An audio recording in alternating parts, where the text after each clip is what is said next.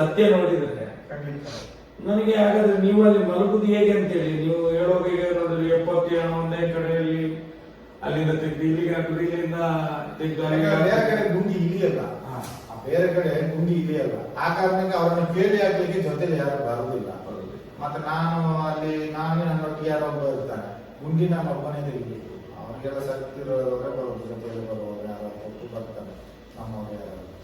ಆದ್ರೆ ನಾನು ಎಷ್ಟು ಹಾಗಾದ್ರೆ ಸತ್ತವರದು ಕುಯ್ಯುವುದು, ಪೋಸ್ಟ್ ಮಾರ್ಟಮ್ ಮಾಡೋದು, ಅಮ್ಮ ಯಾರು ಅಮ್ಮ ಯಾರು ಯಾವುದಿಲ್ಲ ಯಾವ್ದಿಲ್ಲ. ನಾನು ಹೇಳ್ತೇನೆ, ಹಿಂಸೆ ಇದ್ರು ಸಹ ಅಷ್ಟೇ.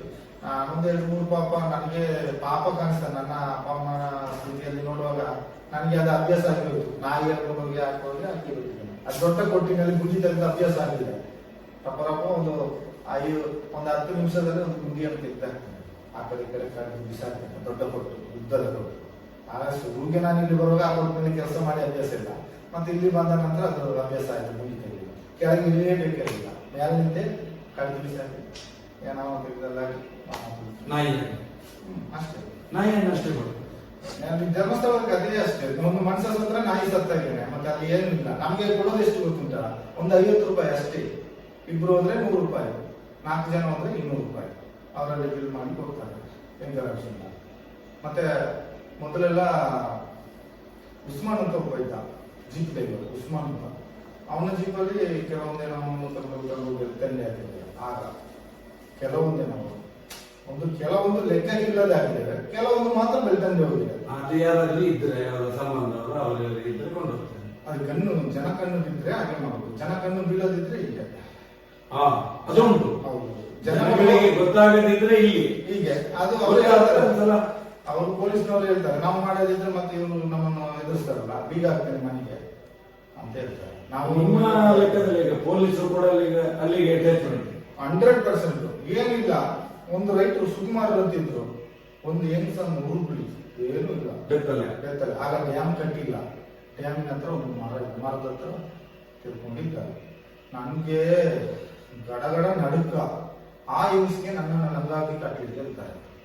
ನಾನು ಜೀವಮಾನದಲ್ಲಿ ಈ ಕೆಲಸ ಮಾಡುದಿಲ್ಲ ಸ್ವಾಮಿ, ನೀವು ಇಂಥ ಕೆಲಸನೇ ನನಗೆ ಬೇಡ ಅಂತ ಹೇಳಿದ್ದಾರೆ. ಮಾತ್ರ ಅವನೇ ಕಟ್ತಾನೆ. ಲಕ್ಷ್ಮಣ ಅಂತ ರೈಟರ್, ಪೊಲೀಸ್ ಅಂತ PC. ಈಗ ಅವರು ರೈಟರ್ ಅಲ್ಲ, ಎಲ್ಲ ಇಲ್ಲಿ ಪೊಲೀಸ್ ಇದ್ದವರೇ ಇಲ್ಲೇ ರೈಟರ್ ಆಯ್ತಾರೆ, ಅಲ್ಲೇ ರೈಟರ್ ಆಯ್ತಾರೆ, ಇಲ್ಲೇ ಸ್ವೀಟ್ ಆಗ್ತಾರೆ ಅವರು. ಏನಿಲ್ಲ, ಉದಾಹರಣೆಗೆ ಮತ್ತೆ ಅವರೇ ಕಟ್ಟಿದ್ರು, ಲಕ್ಷ್ಮಣರೇ ಕಟ್ಟಿದ್ರು, ಲಂಗವನ್ನು ಕಟ್ಟಿದ್ರು. ಅದು ನದಿಯಲ್ಲಿ ಬಂದದ್ದು ಬೆತ್ತಲೆ ಶವ.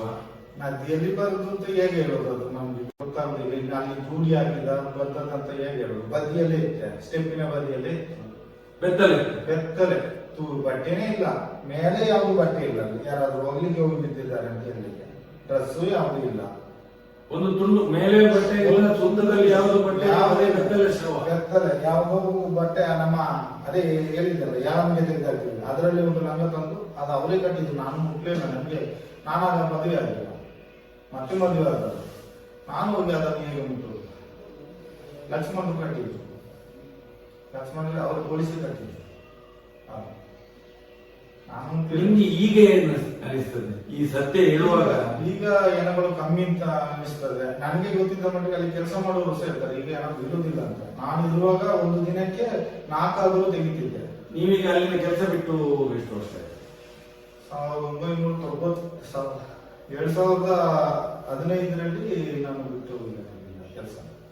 2015 ಅಲ್ಲಿ ತನಕ 27 ವರ್ಷ ಕೆಲಸ ಮಾಡಿದ್ದೆ. 27 ವರ್ಷ ಕೆಲಸ ಮಾಡಿದ್ದೆ ಅಲ್ಲಿ 22 ವರ್ಷ. ಈಗ ಈ 2015 ಮೇಲೆ ಬಿಟ್ಟೆ. ನಾನು ಬಿಟ್ಟೆ. ನನಗೆ ನಿಮ್ಗೆ ಘಟನೆ ಆಯ್ತಲ್ಲ. ಹೌದೌದು, ಅದ ನಂತರ ನನ್ನನ್ನು ಕಳಿಸಿದ್ದು ಸೌಜನ್ಯನ ಘಟನೆ ಆಯ್ತಲ್ಲ 2016. ಹೌದು, ಆಯ್ತು. ಅದ್ರ ಮೇಲೆ 2015 ತನಕ ಎಷ್ಟು ಹೇಳಿದ್ರು? ಇಲ್ಲ, ಮತ್ತೆ ಇಲ್ಲ, ಅಷ್ಟಿಲ್ಲ. ಆಗ ನಾನು ಇರುವಾಗಲೇ ಇಲ್ಲ. ನೀವು ಇರುವಾಗಲೂ ಕೂಡ 2012ರಿಂದ ಸೌಜನ್ಯ ಒಂದು ಹೆಂಗಸನ್ನು ಆ ಡ್ಯಾಮ್ ಇದೆ ನೋಡಿ, ಡ್ಯಾಮ್ ಕಟ್ಟಿ ಆಗಿತ್ತು. ಡ್ಯಾಮಿನ ಯಾವ ಡ್ಯಾಮ್? ನಮ್ಮ ನೀರಿದ್ದು ಇಲ್ಲ, ಅಲ್ಲಿ ನೇತ್ರಾವತಿ ಹತ್ರ ಡ್ಯಾಮ್ ಹತ್ರ ಮೀನಿಗೆಲ್ಲ ಬಿಸಾಡ್ತಾರೆ ನೋಡಿ, ಕೋರಿಯೆಲ್ಲ ಅಲ್ಲಿ ಒಂದು ಇದೆ ಡ್ಯಾಮ್. ಅದು ಬಟ್ಟೆ ಸೀರೆ ಎಲ್ಲ ಇದೆ, ಲಂಗ ಇದೆ, ಒಳಗಡೆ ಚಡ್ಡಿ ಇಲ್ಲ. ಹೆಂಗಸಿಗೆ ಒಂದು 25 ವಯಸ್ಸು ಹುಡುಗಿ 25. ಮದುವೆ ಆಗಿದ್ದ ತಾಳಿಗೆ ಏನಾದ್ರು ಅದೇನು ಇತ್ತು ಅಂತ ಗೊತ್ತಿಲ್ಲ. ಚೈನಿ ಅಂತದ್ದು ಒಂದು ಇತ್ತು ಕರಿಮನಿಯಾಗಿ. ಚಿನ್ನ ಅಂತಲ್ಲ, ಅದನ್ನು ಪೋಸ್ಟ್ ಮಾರ್ಟಮ್ ಮಾಡಿಲ್ಲ. ಅದನ್ನು ಅಲ್ಲಿಗೆ ಹಾಕಿದ್ರು. ಎಲ್ಲಿ ಅಲ್ಲಿ ಇತ್ತಲ್ಲ ಆ ಹೆಣವನ್ನು, ಅದನ್ನು ಇಲ್ಲಿ ಜನಗಳು ಯಾತ್ರಿಕರೆಲ್ಲ ನೋಡ್ತಾರೆ, ಹಾಗೇ ತಗೊಂಡು ಹೋಗ್ಬಿಡು ಅಂತ ಹೇಳಿದ್ರು. ನನಗೆ ಈಜು ಗೊತ್ತು, ಯಾಕಂದ್ರೆ ಅಲ್ಲಿ ಬಿದ್ದ ಹೆಣಗಳು ಯಾರು ಸಾಯ್ತಾರಂದ್ರೆ ಅದು ಹೆಣ ತೆಗೆಯೋದೇ ನಾನು. ಅಲ್ಲಿ ನದಿಯಲ್ಲೆಲ್ಲ ಹೆಣ ಹುಡುಕೋದು ನಾನೇ, ತೆಗೆಯೋದು ನಾನೇ. ಹಾಗೆ ಅದನ್ನ ಹಾಗೇ ಕರ್ಕೊಂಡು ಆಚೆ ದಡಕ್ಕೆ ಕರ್ಕೊಂಡು ಹೋದೆ. ಈಜ್ಕೊಂಡು ಏನೋ ಈಜ್ಕೊಂಡು ತಗೊಂಡು ಹೋಗಿ ಆಚೆ ಆಶ್ರಮ ಇದೆ. ಅದು ಆಶ್ರಮ ಏನೋ ಒಂದು ಆಚಾರ್ಯರು ಅಂತ ಇರ್ತಾ ಇದ್ರು. ಒಂದು ಸ್ವಾಮೀಜಿ ಇದ್ದ ಆಶ್ರಮ, ಚೆನ್ನೈಯವರು. ಅವರು ಇವ್ರಿಗೆ ಬದುಕು ಊಟ ಅಂತ ಜಾಗ, ಇವರು ಇಲ್ಲಿಂದ ಉಪ್ಪಿನಕಾಯಿ ಊಟ ಎಲ್ಲ ಕಳಿಸ್ತಿದ್ರು ಸ್ವಾಮೀಜಿ ಅವರಿಗೆ. ಮತ್ತೆ ಅವರು ಸಾಯುವಾಗ ಇವರೇ ದಫನ ಮಾಡಿದ್ದೆಲ್ಲ ಅಲ್ಲೇ. ಆ ಸಾವು ಸತ್ತ ಮೇಲೆ ಅವ್ರನ್ನ ಅಲ್ಲೇ ದಫನ ಮಾಡಿ. ವಯಸ್ಸಾಗಿತ್ತು, ಎಂತಂತ ಗೊತ್ತಿಲ್ಲ. ಆದ್ರೆ ನಾವು ಹೋಗುವಾಗ ಕ್ಲೀನ್ ಮಾಡುವಾಗ ನಮ್ಗೆ ವಸ್ತು 10 ರೂಪಾಯಿ ನೋಟು, 10 ರೂಪಾಯಿ ನೋಟು, ಹೊಸ ನೋಟು ಕೊಡ್ತೀವಿ ನಾವು ಅಲ್ಲಿ ಕ್ಲೀನ್ ಮಾಡ್ಲಿಕ್ಕೆಲ್ಲ ಹೋಗುವಾಗ.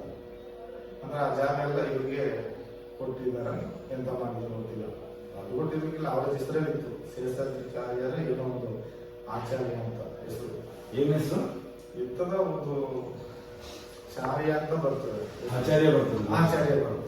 ಅವ್ರು ಚೆನ್ನೈಯವರು, ಅಲ್ಲಿಂದ ಬಂದು ಇಲ್ಲಿ ಜಾಗ ತಂದ್ಕೊಂಡು ಸೆಟ್ಲ್ ಆದವರು. ಆ ಜಾಗವನ್ನು ಎಷ್ಟು ಜಾಗ ಇದೆ? ಅದು ರಬ್ಬರ್ ತೋಟ ಹಾಕಿದಲ್ಲ, ಅದೆಲ್ಲ ಒಂದೇ ಆಚೆ ನದಿ ಒಳ್ಳೆ ಆಚೆ. ಹೌದಾ? ರಬ್ಬರ್ ತೋಟ ಹಾಕಿದ ಆಶ್ರಮ ಗೇಟ್ ಎಲ್ಲ, ಅಲ್ಲಿ ಒಂದು ಗೇಟ್ ಇಟ್ಟಿದ್ದಾರೆ. ಮತ್ತೆ ಈ ಹೆಣವನ್ನು ಕೊಂಡೋಗಿ ಹಾಕೋ ಗೌರವ ಇರ್ಲಿಲ್ವಾಗ? ಆಗಿಲ್ಲ, ಅವ್ರು ತೀರ್ಕೊಂಡಿದ್ರು. ಅದರಲ್ಲಿ ಕೊಂಡೋಗಿ ಈ ಹಣವನ್ನು ಅಲ್ಲಿಗೆ ತಗೊಂಡೋಗಿ ಪೊಲೀಸರು ಬರಲಿಲ್ಲ.